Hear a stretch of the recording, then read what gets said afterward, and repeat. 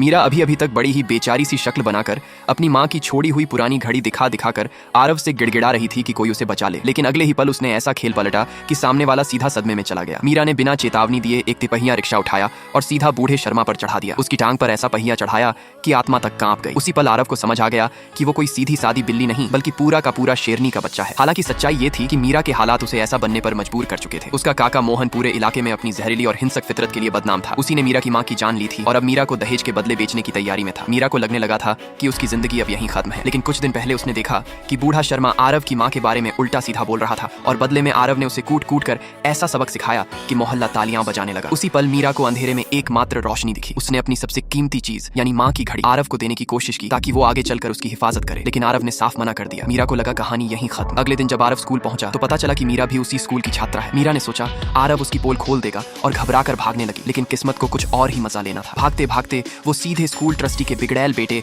राघव से टकरा गई। राघव ने मीरा का रास्ता रोका, उसका फोन जमीन पर गिराया और पूरे स्टाइल में उस पर पैर रख दिया। ऊपर से बोलने लगा, नीचे से बदतमीजी, यहाँ तक कि उसकी माँ को भी बीच में घसीट लाया। आरव को समझ आ गया कि मामला बिगड़ने वाला है। सच में मीरा ने जेब से चुपचाप एक पेन निकाला और राघव की ओर बढ़ाई। बस वार होने ही वाला था कि आरव ने समय रहते उसका हाथ पकड़ लिया। इसी बीच आरव की माँ सावित्री मैम वहां आ पहुंची और सबको ऐसी क्लास लगाई कि राघव सीधा सीधा क्लास में जा बैठा। लेकिन मीरा जानती थी कि आधा इलाज बेकार होता है। स्कूल के बाद उसने राघव को एक छोटा सा कागज थमाया और बिना पलटे चली गई। राघव ने कागज खोला तो उसमें ऐसा कुछ लिखा था कि उसकी आंखें चमक उठी। आरव को शक हुआ और वो पीछे पीछे चल पड़ा। दोनों एक छोटे जंगलनुमा कोने में पहुंचे। राघव ने मीरा को 100 रुपए थमाए। मीरा ने पैसे लेते ही कपड़े समेटने शुरू कर दिए और बोली, जो करना है जल्दी करो। आरव का दिमाग घूम गया, लेकिन अगले ही सेकंड मीरा ने घुटने से ऐसा वार किया कि राघव की सारी अकड़ हवा हो